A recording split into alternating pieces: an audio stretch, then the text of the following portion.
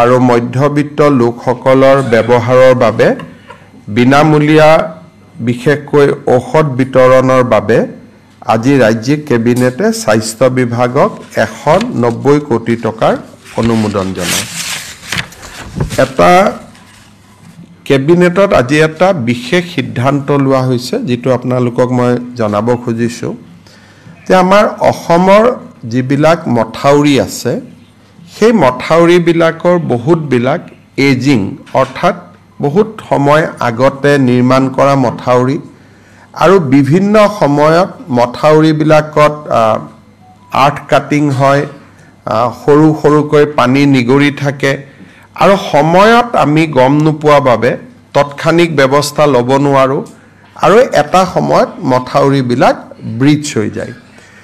আজি কেবিনেটে এটা সিদ্ধান্ত লৈছে যে প্ৰতি 10-12 কিলোমিটাৰ মথাউৰিত আমি এটা যুৱ বাহিনী গঠন কৰিম 15 জন ডেকা ল'ৰা এই 15 জন ডেকা ল'ৰাৰ কাম হ'ব যে এপ্ৰিল মাহৰ শেষৰ পৰা অক্টোবৰ পৰ্যন্ত তেওঁলোকে মথাউৰিসমূহ নিৰীক্ষণ কৰিব আৰু এই ডেকা ল'ৰা কেইজনক আমি এটা মথাউৰি কমিটি বুলি উল্লেখ কৰিছো যে এটা মথাউৰি কমিটিত 10 পৰা 15 জন ল'ৰা থাকিব যুৱক থাকিব 8 বা 12 কিলোমিটাৰ মথাউৰি তেওঁলোকে পৰ্যবেক্ষণ কৰিব স্থানীয় জলসম্পদ বিভাগৰ অভিযন্তাজনে নিৰীক্ষণ কৰিব আৰু এই ডেকা ল'ৰাখিনিক আমি গামবুটছ টৰ্চ লাইট ৰেইনকোট এইবিলাক সামগ্ৰী যোগান ধৰিম আৰু খৰটকীয়াকৈ কিবা এটা দেখিলে যাতে ফটক কৰি মেৰামতি কৰিব পাৰে তাৰ কাৰণে তেওঁলোকক আমি জিঅ' বেগ কোৰ বিভিন্ন যিবিলাক পৰ্কুপাইন যিবিলাক এমুনেশ্যন যিবিলাক ফ্লাড ফাইটিং মেটেৰিয়েলছ সেইবিলাক আমি দিম আৰু এই গোটেই ব্যৱস্থাটো স্বেচ্ছাসেৱক হ'ব স্বেচ্ছাসেৱী হ'ব অসমৰ বান নিয়ন্ত্ৰণৰ ক্ষেত্ৰত অসমৰ যুৱ শক্তিৰ আমি যাতে সহায় পাওঁ তাৰ কাৰণে এই বিশেষ আঁচনিটো লোৱা হৈছে আৰু যি কেইজন যুৱ বন্ধুৱে এই কামত আমাক সহযোগিতা কৰিব অক্টোবৰ মাহত মুখ্যমন্ত্ৰীৰ স্বাক্ষৰযুক্ত তেওঁলোকক একোখন কৃতজ্ঞতাৰ পত্ৰ বিতৰণ কৰা হ'ব সো আকৌ এবাৰ কৈ দিছো যে 8 পৰা 12 কিলোমিটাৰ মথাউৰি চাবৰ কাৰণে 10 পৰা 15 জন যুৱকক লৈ এটা মথাউৰি কমিটি নিৰ্মাণ কৰা হ'ব এই মথাউৰি কমিটিটো এপ্ৰিল মাহৰ পৰা অক্টোবৰ মাহলৈকে কাম কৰিব মথাউৰি কমিটিৰ সদস্যসকলক আমি গামবুটছ টৰ্চ লাইট ৰেইনকোটছ এই ধৰণৰ সামগ্ৰীসমূহ যোগান ধৰিম আৰু ফ্লাড ফাইটিং কিছু জিঅ' বেগছ কোৰ পাৰ্কুপাইন এই ধৰণৰ যিবিলাক আমাৰ আমি তৎকালে মথাউৰিটো বচাব পাৰো যেতিয়ালৈকে ডিপাৰ্টমেণ্টৰ সুবিধা আহি নপৰে এই সামগ্ৰীবিলাকো আমি তেখেতসকলক দিম আৰু শেষত আমি গৈ অক্টোবৰ মাহত যেতিয়া আমি বানপানী সেশন কমপ্লিট হৈ যাব তেওঁলোকক আমি একোখন কৃতজ্ঞতা পত্ৰ দিম আৰু প্ৰয়োজন অনুসৰি স্থানীয় বিধায়কসকলে তেওঁলোকক ৰাজহুৱাভাৱে সম্বৰ্ধনাও জনাব পাৰিব অসমৰ বান নিয়ন্ত্ৰণ বিভাগত মই ভাবো যে ই আমাক বহুত সহায় কৰিব কাৰণ অকনমান খবৰ পালেই আমি একোটা ডাঙৰ বিপদৰ পৰা বাচিব পাৰো খবৰ নোপোৱা কাৰণে যোৱাবাৰে বোকাখাটত মথাউৰি এটা ভাঙিছিলে কি বংকুৱাল যদি কোনোবাই যদি দুদিন আগত আমাক খবৰ দিলেহেঁতেন মথাউৰিটো না ভাঙিলেহেঁতেন গতিকে সেই ধৰণৰ এইটো এটা ভাল পদক্ষেপ অসম পুলিচক যেনেকে ভিডিপিয়ে যথেষ্ট সহায় কৰে গাঁওৰক্ষী বাহিনীয়ে যেনেকে সহায় কৰে তাৰ অনুৰূপ এটা শক্তি এটা লাহে লাহে আমি নিৰ্মাণ কৰিম শেষলৈ গৈ মথাউৰি কমিটি বিলাকক আমি ৰেজিষ্ট্ৰেচনো কৰি দিম তেনেকে শক্তিশালী কৰি আমি গৈ থাকিম এইবাৰ প্ৰথম বছৰ ইয়াক আমি হাতত লৈছো আমাৰ গুৱাহাটীত ফ্ৰেঞ্চ গভৰ্নমেণ্ট আৰু ভাৰত চৰকাৰৰ আৰ্থিক সাহায্যত আমি এটা Assam climate centre for cities বুলি এটা আমি অনুষ্ঠান গঢ়িম ইয়াৰে পুঁজি ভাৰত চৰকাৰ আৰু ফ্ৰেঞ্চ চৰকাৰে আমাক আগবঢ়াব আৰু ইয়াৰ জৰিয়তে ক্লাইমেট প্ৰটেকশ্যনৰ ক্ষেত্ৰত কেইবাজনো এক্সপাৰ্ট গুৱাহাটী পৌৰ নিগমে নিযুক্তি কৰিব পাৰিব কেবিনেটে আজি এই ক্লাইমেট চেণ্টাৰটো অনুমোদন জনায় জাগিৰোডৰ টাটা সেমিকণ্ডাক্টৰ প্ৰজেক্টৰ কাষত আপোনালোকে জানে যে খুব কম দিনতে বেংগলুৰুত কাম কৰি থকা 1000 ছোৱালী জাগিৰোডলৈ উভতি আহিব আমাৰ যি অসমীয়া ছোৱালী এতিয়া বেংগলুৰুত কাম কৰি আছে তেওঁলোক খুব সোনকালে জাগিৰোডলৈ উভতি আহিব অহাৰ লগে লগে জাগিৰোডত এটা থাকাৰ ভীষণ সমস্যা হ'ব আৰু লাহে লাহে 10 12 15000 মানুহ যেতিয়া তাতে নিযুক্তি হ'ব ওচৰত ভাড়া ঘৰ আদি প্ৰস্তুত হৈ উঠুতেও সময় লাগিব সেইকাৰণে আজি আমি আগতীয়াকৈ জাগিৰোডত এটা ৱৰ্কিং ওমেন হোষ্টেল 1000খন আসনযুক্ত এটা ৱৰ্কিং ওমেন হোষ্টেল বনাবৰ বাবে আজি কেবিনেটে 142 কোটি টকাৰ অনুমোদন জনাইছে আমাৰ অসমৰ গোটেই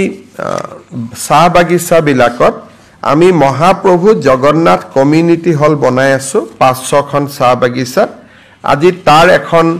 মেনেজিং কমিটি কেবিনেটে নিৰ্মাণ কৰে স্থানীয় বিধায়কক অধ্যক্ষ হিচাপে লৈ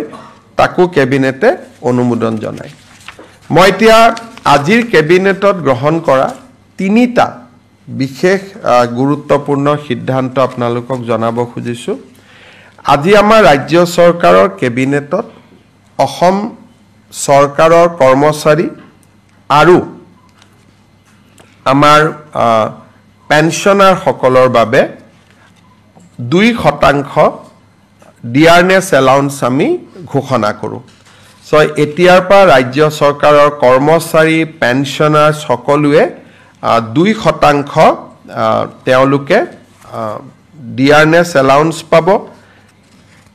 1/1/2025 পৰা ই কাৰ্যকৰী হ'ব আমি এই মাহৰ দৰমহাত বিহুৰ আগতে পোৱা দৰমহাত 2% দিয়ে সংলগ্ন কৰিম কিন্তু যেটো এৰিয়াৰ হেতু আমি এপ্ৰিল আৰু মে দুটা মাহত আমি তেওঁলোকক দিম আজি এটা কেবিনেটত সিদ্ধান্ত গ্ৰহণ কৰা হয় যে অহা প্ৰথম বহাগৰ পৰা চৰকাৰৰ যিমান ট্ৰান্সফাৰ অৰ্ডাৰ ওলাব পোষ্টিং ওলাব গাইডলাইনছ ওলাব ৰুলছ ওলাব ৰেগুলেশ্যন ওলাব নটিফিকেশ্যন ওলাব অফিচ মেমৰেণ্ডাম ওলাব এই গোটেইবিলাকতে ইংৰাজীৰ লগতে অসমীয়াও ইয়াত সংলগ্ন কৰিব লাগিব তাৰমানে দুখন নটিফিকেশ্যন ওলাব এখন ইংলিছ এখন অসমীয়া কেছ হলে লিগেল প্ৰবলেম হলে হি ইংলিছখন মান্য হ'ব কাৰণ লিগেল ল্যাঙ্গুৱেজৰ কাৰণে ইংলিছখন কিন্তু অসমত 1 বহাগৰ পৰা আমি এটো সিদ্ধান্ত লৈছো যে যিমান সৰকাৰি অৰ্ডাৰ হয় অফিচ মেমৰেণ্ডাম হয় ৰুলছ হয় ৰেগুলেশ্যন হয় বিধানসভাৰ আইন হয় যিমান বিলাক সৰকাৰি কমিউনিকেশ্যন তাত ইংৰাজীৰ লগতে এখন অসমীয়া প্ৰতিলিপিও সন্নিবিষ্ট কৰিব লাগিব ইংৰাজীখন থাকিব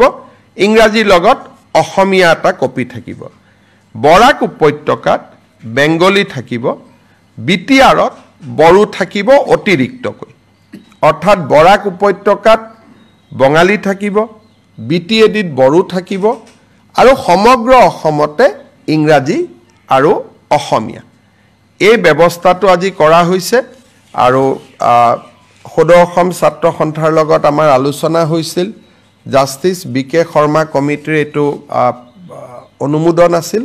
ৰাজ্য চৰকাৰে অহা 1 এপ্ৰিলৰ পৰা কাৰ্যকৰী হোৱা কৰি 15 এপ্ৰিল 1 বহাগৰ পৰা কাৰ্যকৰী হোৱাকৈ ইয়াক ৰূপায়ণ কৰাৰ বাবে নিৰ্দেশ দিছে আমি সৰকাৰি অফিচাৰ সকলক কৈছো যে প্ৰথম অৱস্থাত ভাসিনী বুলি এটা এপ আছে যত অসমীয়া বড়ো বেংগলী তিনিটা ভাষাই উপলব্ধ হয় তাক ব্যৱহাৰ কৰক আৰু লাহে লাহে তেওঁলোকে নিজাকৈ লিখিব পৰা হৈ যাব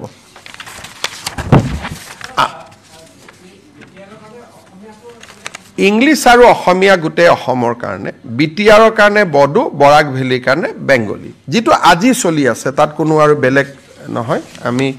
যেটো আজি যি ধৰণে চলি আছে বিটিআৰত বা আজি যি ধৰণে বৰাক উপত্যকাত চলি আছে সেইটোৱে চলি থাকিব বৰাক উপত্যকাত বেংগলী চলে বিটিআৰত বড়ো চলে বিটিআৰত অসমীয়াও চলে গতিকে আৰু গোটেই অসমতে ইংৰাজী আৰু অসমীয়া ৰাজ্য চৰকাৰে আজি আমাৰ দুখন প্ৰপ'জ ৰিজাৰ্ভ ফৰেষ্ট পাগলিজৰা আৰু নায়েক গাঁও আমি ৰেভিনিউ ভিলেজলৈকে কনভাৰ্ট কৰোঁ কিন্তু তাৰো ভিতৰত 280 হেক্টৰ আৰু 180 হেক্টৰক লৈ দুখন ৰিজাৰ্ভ ফৰেষ্ট কৰিবৰ বাবেও ৰাজ্য চৰকাৰে সিদ্ধান্ত লৈছে এতিয়া তৃতীয় এটা ইম্পৰ্টেণ্ট সিদ্ধান্ত আছিল আমাৰ অসমত যিবিলাক ফৰেনাৰ্ছ ট্ৰিব্যুনেল আছে তাতে বহুত কেছ পেণ্ডিং হৈ আছে এই কেছবিলাকৰ ভিতৰত 28000 এনেকুৱা ব্যক্তি আছে যাৰ উপাধি কোচ ৰাজবংশী লোকসকলৰ সৈতে মিলে অৰ্থাৎ 28000 কোচ ৰাজবংশী লোকে আজিও বিদেশীৰ এটা অপমান লৈ তেওঁলোকে ট্ৰিব্যুনেলত কেছ খেলি আছে ৰাজ্য চৰকাৰে বিশ্বাস কৰে যে কোচ ৰাজবংশী অসমৰ এটা খিলঞ্জীয়া কমিউনিটি কোচ ৰাজবংশী অসমৰ সংস্কৃতিৰ এক এৰাব নোৱাৰা অংগ আৰু সেইবাবে আজি ৰাজ্য চৰকাৰে সিদ্ধান্ত লৈছে যে কোচ ৰাজবংশী লোকসকলৰ বিৰুদ্ধে যি বিদেশী ন্যায়াধিকৰণত কেছ চলি আছে বা তেওঁলোকৰ নামৰ বিপৰীতে যে ডি ভোটাৰ লাগি আছে তাক তৎকালীনভাৱে এই গোচৰবোৰ প্ৰত্যাহাৰ কৰিবলৈ আজি ৰাজ্য চৰকাৰে সিদ্ধান্ত লৈছে এইটো এটা কোচ ৰাজবংশী কমিউনিটি বহুত দিন তেওঁলোকে কষ্ট খালে আৰু এই কমিউনিটিৰ মানুহবোৰ বৰ দুখীয়া গতিকে আজি তেওঁলোকৰ আমি এটা ঐতিহাসিক সিদ্ধান্ত লৈছোঁ যে কোচ ৰাজবংশী কমিউনিটিৰ গাত এতিয়াৰ পৰা বিদেশীৰ লেবেল লাগি নাথাকিব তেওঁলোকৰ বিৰুদ্ধে চলি থকা সকলো গোচৰ ৰাজ্য চৰকাৰে ট্ৰিব্যুনেলৰ পৰা প্ৰত্যাহাৰ কৰিব সো তিনটা ইম্পৰ্টেণ্ট ডিচিশ্যন আছিল 2% ডিএ সেকেন্ড ইম্পৰ্টেণ্ট ডিচিশ্যন আছিল যে অসমীয়া ভাষাৰ প্ৰয়োগ বৰাকত বেংগলী বিটিএডিত বড়ো আৰু কোচ ৰাজবংশী কমিউনিটিৰ পৰা বিদেশী বুলি যি তেওঁলোকৰ ওপৰত গোচৰ চলি আছিল তাৰ আনুষ্ঠানিক প্ৰত্যাহাৰ এই তিনটা গুৰুত্বপূৰ্ণ সিদ্ধান্ত আজি কেবিনেটে লয় লগত মথাউৰি কমিটিটো এটা সুদূৰ প্ৰসাৰী ভৱিষ্যতৰ দিনত এটা অত্যন্ত সুস্থ সিদ্ধান্ত হ'ব বুলি মই আশা কৰিছোঁ আপোনালোকৰ যদি কিবা প্ৰশ্ন আছে সুধিব পাৰে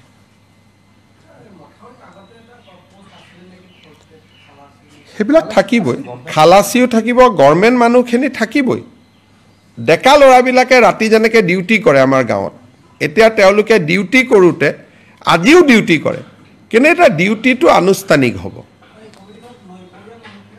নৈপৰীয়া স্থানীয় মানুহ সেই মথাউৰিটোৰ কাষৰ মানুহখিনি নৈপৰীয়া বুলি নহয় মথাউৰিটোৰ কাষত লোকেল মানুহ থাকিব এটাই সুবিধা থাকিব আগতে তেওঁলোকে নিজাকৈ যায় কেতিয়াবা পুলিচেও দিগদাৰ কৰে অমুকেও দিগদাৰ কৰে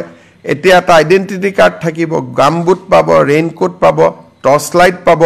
পাৰ্কুপাইন পাব জিঅ' বেগ পাব অন্তত নিজক ৰক্ষণাবেক্ষণ কৰিব এটা সুবিধা পাব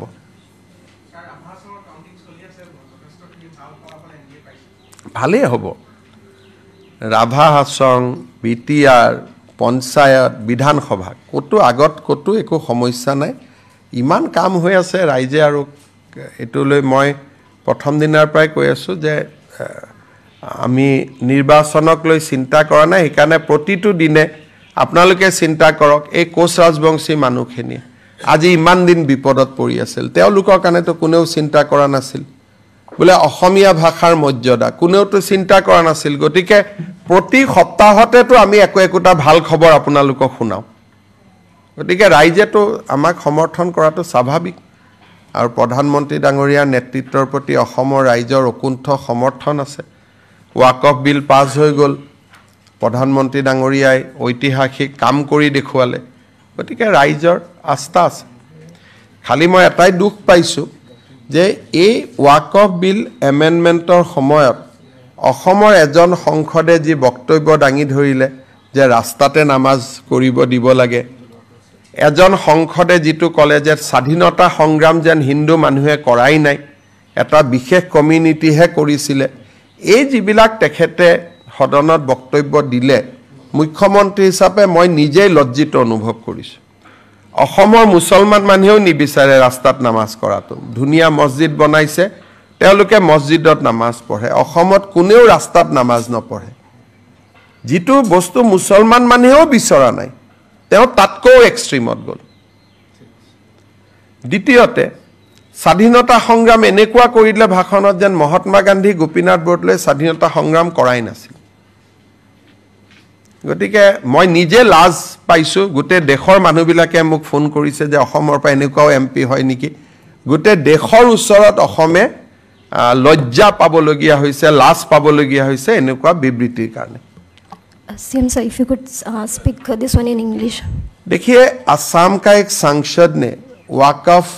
जो कानून लोकसभा में डिबेट हुए थे वो समय उन्होंने बोले कि मुसलमान समाज को रास्ता में नमाज पढ़ने का इजाज़त देना चाहिए और वो ऐसा भाषण किया कि स्वाधीनता संग्राम एक विशेष कम्युनिटी ने ही किए थे हिंदू समाज ने किया ही नहीं था तो ऐसा उन्होंने भाषण दिया देश विदेश का लोग मुझको फ़ोन करके पूछ रहे भाई आपने कैसा लोगों को संसद में भेजा तो हमारे लिए भी काफ़ी ये एक सेम का बात हुए है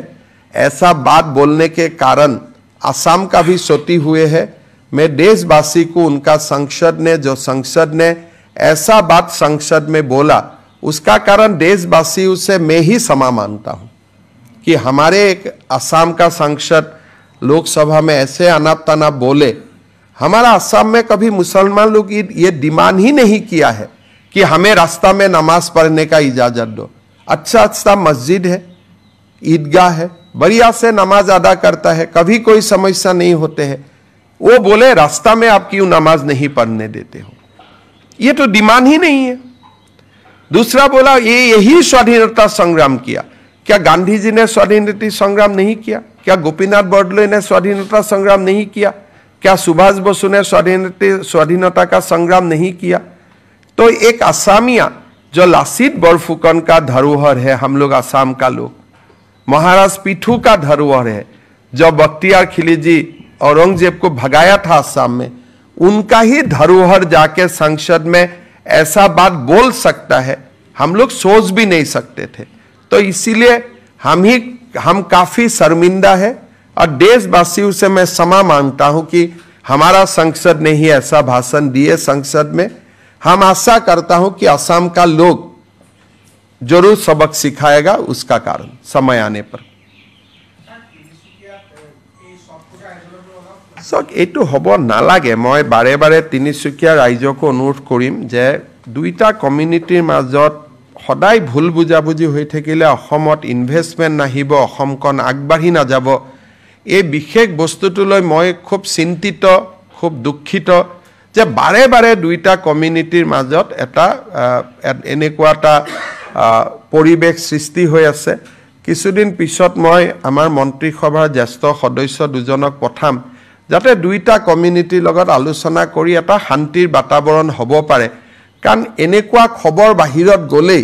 অসমৰ প্ৰতি আকৌ প্ৰশ্নবোধক চিন আহি যায় সেইকাৰণে এইটোলৈ মই নিজে যোৱা দুদিনৰ পৰা মই খুব দুখ পাই আছোঁ মই বাৰে বাৰে মনিটৰ কৰি আছোঁ বাৰে বাৰে আমাৰ MLA বিধায়কসকলক ফোন কৰি আছোঁ